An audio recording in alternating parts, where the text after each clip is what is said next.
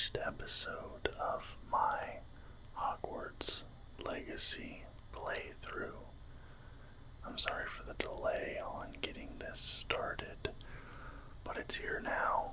I'm going to do 2 episodes this week, and then I'm probably going to switch to 1 episode per week for a little bit until we get this game done, or until the views fall off a cliff at some point. We'll see. So this first episode I'm just playing through the prologue.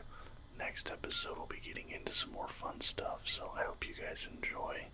Get ready for the new series, and here we go. We are pleased to inform you that you've been accepted at Hogwarts School of Witchcraft and Wizardry as a 5th-year student. Term begins on 1 September. Preliminary supplies have been collected for you and will accompany you on your journey to the castle. And now we're into character creation, guys, and I did speed this part up. I put this on 200% speed because I was kind of going back and forth here. I wasn't sure if I wanted to play a male or female character. Wasn't really sure what I wanted to do here. Now, if you remember, I did that video a few months back when I did my sorting hat quizzes to determine what house I was going to play in this game. So you guys know I'm going Slytherin, spoiler alert, but here I am going through all the options. Like I said, I have been playing this on PC, but trying to capture this game on PC was a nightmare. I was just getting terrible performance. I'm starting over here on Xbox. You know, to just be able to record for you guys. So I'm going to be doing basically 2 playthroughs of this game. I thought that little eye scar there looked awesome. Kind of cut the eyebrow in half a little bit. And kind of my headcanon behind that is that our character gets that scar during the introduction of the game here, the prologue bit. But here we go, guys. Warner Brothers Games. And I'm sorry, I'm sure like any of you guys searching out Hogwarts Legacy videos have already like seen this stuff done by now. Also, I'm sorry if you guys hear the cicadas in the back. They've been going crazy all day today. I'll try my best to get rid of the noise in post, but I just kind of have to live with it, honestly. The cicadas are absolutely crazy out here. And it's a super hot day today, so they're going exceptionally crazy. And here we get introduced to Ranrock and the Goblin Rebellion. I'm cutting around a little bit in these opening cutscenes just because, you know, this would be a super long video otherwise, and I'm sure you guys have seen these so many times. But here we are, they're talking about Eleazar Fig and his wife Miriam, talking about Ranrock and the Goblin Rebellion and ancient magic and things like that. And you get introduced here with our character being able to see the glow on this little artifact that we get introduced to the idea that our character can see things that other people cannot see. But man, yeah, the visuals on this game, this is like the first thing I've really played on my Xbox Series X. The visuals on it are just crazy. You know, the next gen consoles, they've been out for a little bit now. It's hard to get my hands on one. You know, the prices were crazy and the supply issues, but man, it does look great. Oh, there goes George. Dragon takes him out, and I love this bit, this little touch here where you see the carriage. You don't see what's, you know, dragging it, but right there at that moment, the dragon bites down on George, and we see the Thestrals materialize in front of us. If you're not up to date on Harry Potter lore, Thestrals can only be seen by people who have witnessed death. So I just thought that was a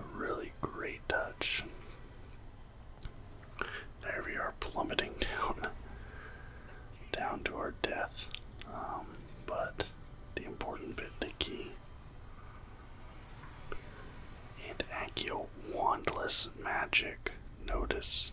And then we're down here in a cave. Like I said, I cut around a bit, but that's an interesting thing to me. They does wandless magic. I know some wizards are capable of it, but I feel like, I don't know, that's like a little... I haven't beaten the game or anything yet. I'm still doing my playthrough, but I am suspicious of Fig. I feel like he's a secret bad guy, but then I also feel like they kind of want you to think he's a secret bad guy, so maybe he's not. You guys know how it is. This opening segment, though, I mean, this whole game is visually stunning, but this opening segment here is just absolutely gorgeous with this environment that you come into here. Obviously that backdrop, the ruins there in the background. I mean, look at the waterfall off to the side. Look at this ledge thing that you're standing on. This is such a unique and beautiful environment that they designed for this opening prologue. It kind of feels like a waste that it's only for the prologue. I guess I don't know. Perhaps you can revisit this area later on, but it is just a beautiful area, and this whole prologue is really like a perfect introduction to this game. Professor Fig, there he drops down. And this is such a cool visual here. This wall of like enchanted ice. It's like a black crystalline ice. And one thing I find interesting in this game, and this is different than any of the previous Harry Potter games, is you have what this game refers to as a basic cast, which is just sort of like a generic damage dealing spell. And I think that's a really interesting touch, because in a lot of the, past Harry Potter games, you'd have things like maybe a Rictusempra, Depulso, a Stupefy or something as your main damage dealing spell. But if you watch the movies, if you read the books a little bit, there's a lot of just generic spell flinging going around. Oh, this bit here with the bridge materializing, this is an absolutely gorgeous effect. I love this bit. Yeah, as I was saying, like, just sort of a generic spells being sent back and forth, and spells that people get hit by, and they'll take some damage or get tossed back, but they're not incapacitated, they're not killed. And it feels like the basic cast is kind of like the perfect way to interpret that and bring that into this game in a way that has like good mechanics, and you don't have a spell on a cooldown. You're not spamming something that should be a more powerful spell and have more powerful effects, have to be dumbed down for gameplay reasons. So I actually do love that mechanic of just having the basic cast. A simple yet elegant solution, I think. And this part's awesome. I love this whole ancient magic system and how they're talking about you being able to see things that, Professor Fig can't. But this effect right here, this transition into Gringotts where you see the wall change, that is such a cool effect. It kind of reminds me of something that you would see in a movie. In fact, it is sort of similar to what they did with the platform 9 3/4 in the first Harry Potter film. But here we are at Gringotts, the little goblin that was behind the desk. I always found the design of the goblins to be very interesting. Obviously some people took some offense to the way that the goblins looked, but I always thought they were a really cool design for a fantasy goblin. I've played a lot of Dungeons and Dragons, a lot of fantasy games, things like that. Goblins are usually short and green, red eyes, and obviously these guys are short, but they're not green. They have regular human colored eyes, I believe, for the most part.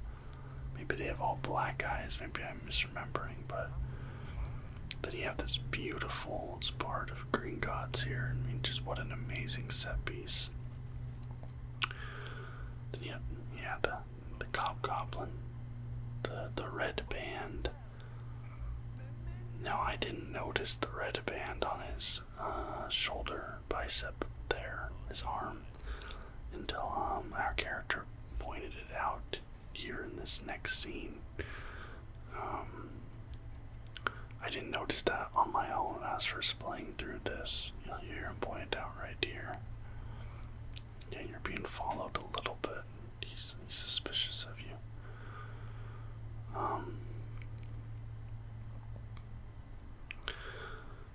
Now, I've not been on the Diagon Alley ride at Universal. I think that's at Universal Florida.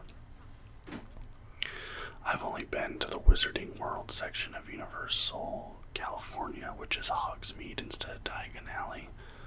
But I'm pretty sure the one in Florida has the Gringotts ride, which I really want to do because I've always thought the design of Gringotts is extremely interesting. And then, like with this game, you know, going through that Gringotts section like we just did, that kind of reinforced like how cool I find this whole location. I just think it's a very unique and interesting fantasy location. I think this is really kind of funny here, talking to the banker. It's just all of a sudden like, well, actually, I'm gonna close the door on you, so take that. But then of course you can see the flickering of the door behind us there. So you hit that with a quick Revelio to reveal it. And you get another really cool transition here, which is when you hit X and you investigate it. Hold on, let's wait for it. I have to wait for him to stop talking here before I'm allowed to press X and investigate the door. You do the investigation, it's like it's not a door, it's like you touch it and then you're transitioned to this other area. Kind of like the Gringotts thing, which I just think is a really cool visual effect touch. And then again, the hidden magic here on the ground. Now, like I said, I'm still in the middle of playing the game. I haven't beat the game yet. But I find it kind of interesting how, at least so far, I haven't found many of these sorts of things around Hogwarts, the castle. Now when you're fighting people and stuff, you can pick up the ancient magics. But around Hogwarts Castle, there aren't like the ancient magic doorways or the things on the floor or anything like that. Maybe later in the game I will be able to get those, I don't know, but Revelios, you see that statue on the floor. This was a really cool mechanic too, I thought, how the reflection followed the light. Because I don't think there's anything like this in any of the Harry Potter books or films, and I thought this was just a really cool, interesting touch here. As I learned Lumos, the learning the spell minigame is also really cool in my opinion. The way you have to follow the path and don't let the red bit touch you. There you go, the Lumos, and you see on the floor there the reflection of the statue is following the light. So you need to get it lined up with the real statue, and then the statue comes and stands at attention. And boom, look at that. It kind of reminds me of Deathly Hallows Part 2. The Battle of Hogwarts, when McGonagall activates the statues. Hit him with that Protego, the protection spell. And I think this is really cool for showing how powerful Professor Fig is. He just got rid of like all those, like without much effort at all. Yeah, like one hit kills on all of them. But the game is requiring me to sit here and Protego the attack. 'X. That one technically didn't count, unfortunately. But yeah, you can see here, like, the reflection of the statue is following the light. So you need to get it lined up with the real statue, and then the statue comes and stands at attention. And boom, look at that. It kind of reminds me of Deathly Hallows Part 2. The Battle of Hogwarts, when McGonagall activates the statues. Hit him with that Protego, the protection spell. And I think this is really cool for showing how powerful Professor Fig is. He just got rid of like all those, like without much effort at all. Yeah, like one hit kills on all of them. But the game is requiring me to sit here and Protego the attacks. That one technically didn't count, unfortunately.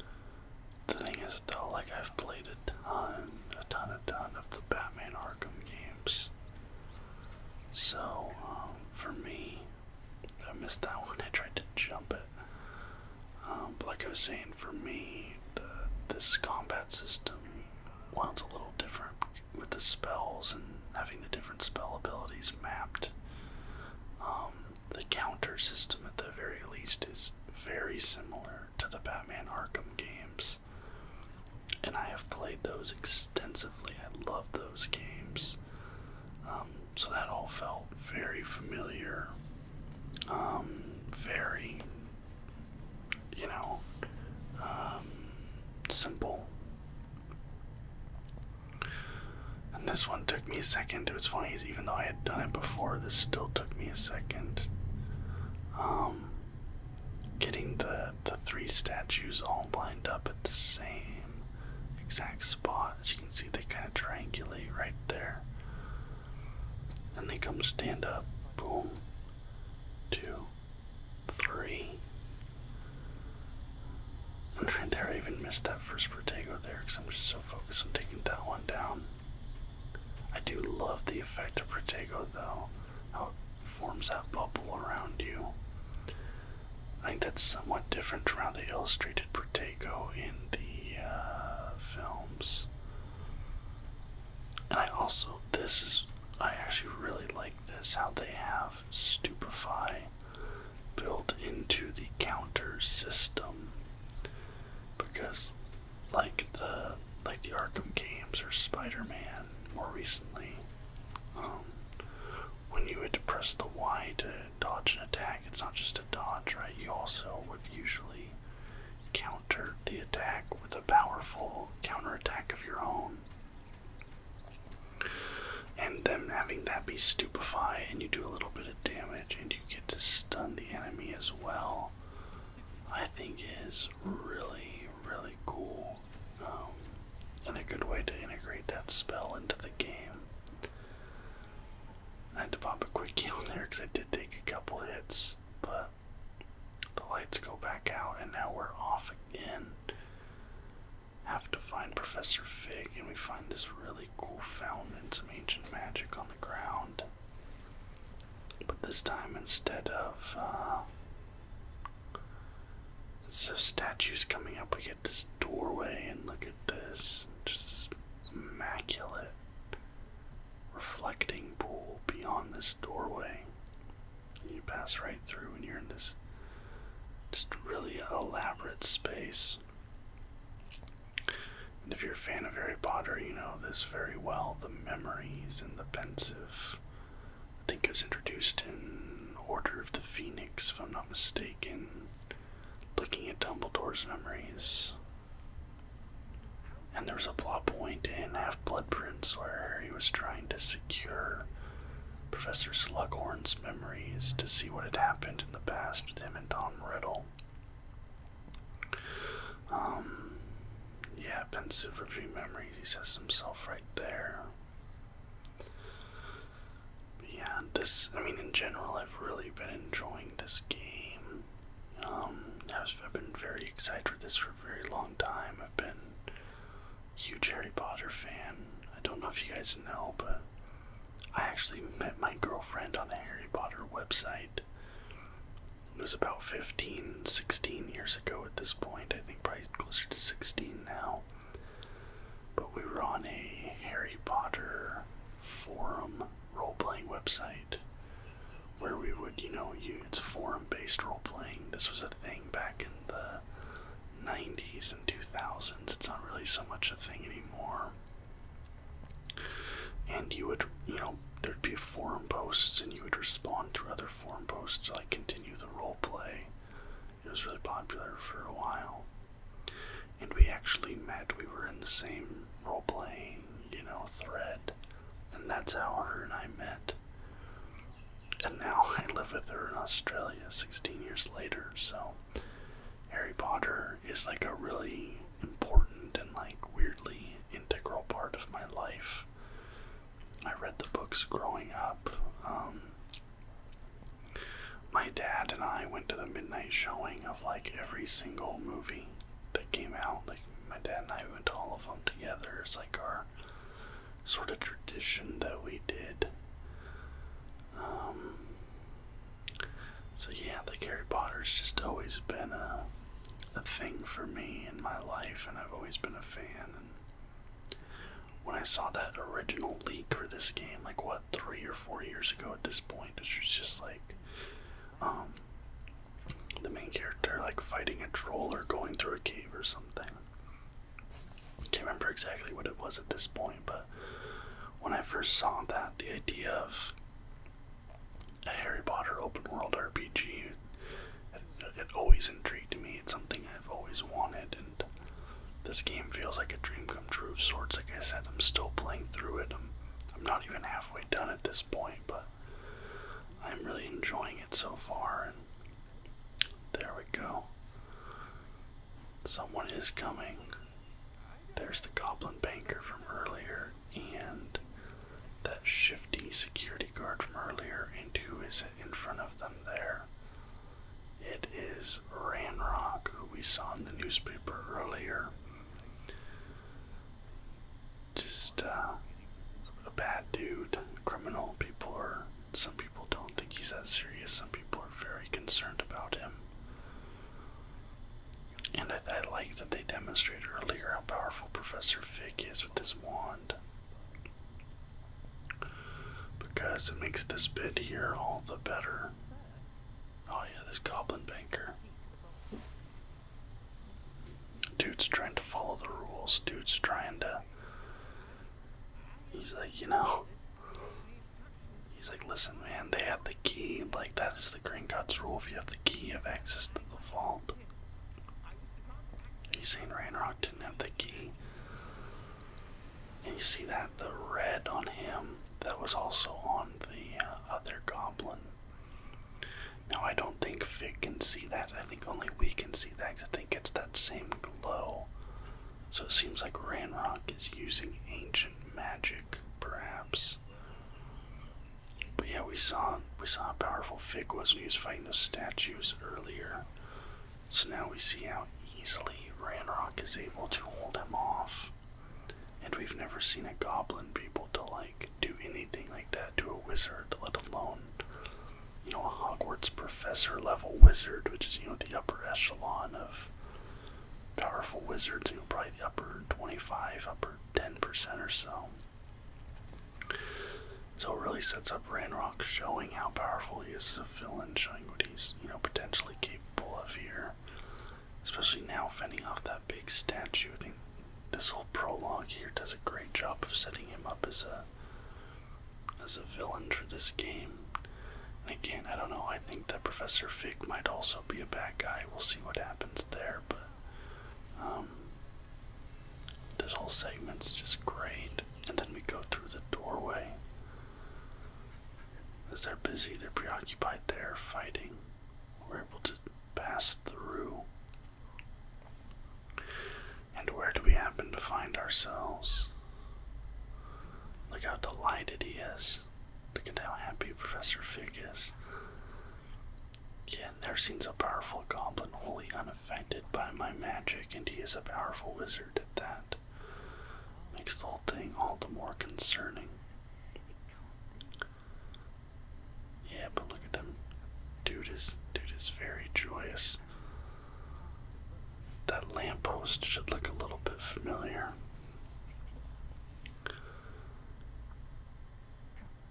This segment right here, yeah, we've got a sorting ceremony to get to. I do really like that they have our characters set up as a 5th year, so you don't have to play as a child, right? I think that was actually a great choice. Look at this. Here comes the Hogwarts Express.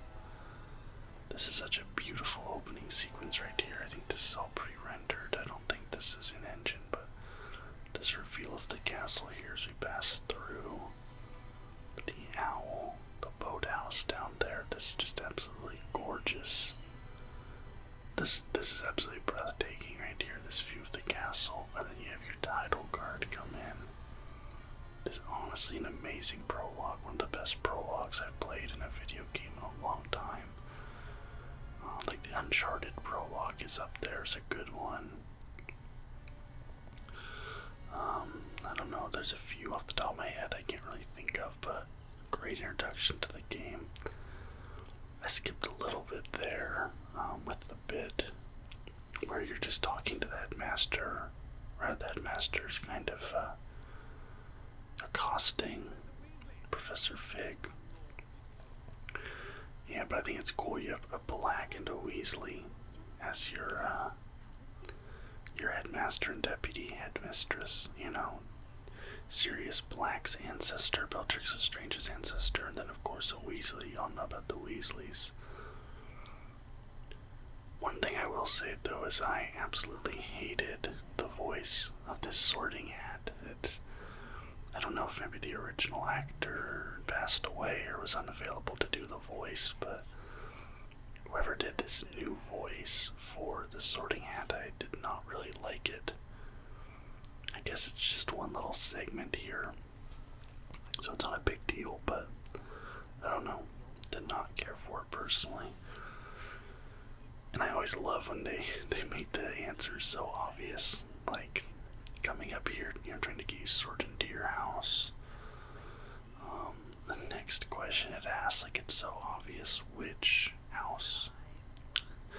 I detect something in you, a certain sense of what is it, and then I mean, look at your options here. You are provided the options of daring, curiosity, loyalty, or ambition. You know, daring is obviously Gryffindor. Curiosity, Ravenclaw. Loyalty, that would be Hufflepuff, and then ambition, of course, Slytherin. And I am a Slytherin. Like, Slytherin's always been my favorite house. But then also, in that video I did taking the quizzes, we got Slytherin. So that's what I said I would be playing through for the playthrough on this channel. And here you see the Slytherin house known for cunning, ambition, and hunger for power. Also, I'm not a huge fan of the two-tone crests, to be honest, that go on the robes, the light green and the dark green, and the symbols. These are the houses and all that. Interesting, like two-tone. Oh, that's so nice. Just a sexy robe, and there's my fellow Slytherins, and then some Gryffindors happy as well. And here we go, it is the next morning. We get a daytime view of the castle, so that's it for episode 1 of Hogwarts Legacy, guys. Episode 2 will be coming out on Friday. Tomorrow I'm going to have GeoGuessr to kind of break it up, but Friday we'll have episode 2, already recorded that. Hope you guys enjoyed the video. If you did, please leave a thumbs up and subscribe to the channel for more content just like this almost every single day. Till next time, guys. Bye-bye.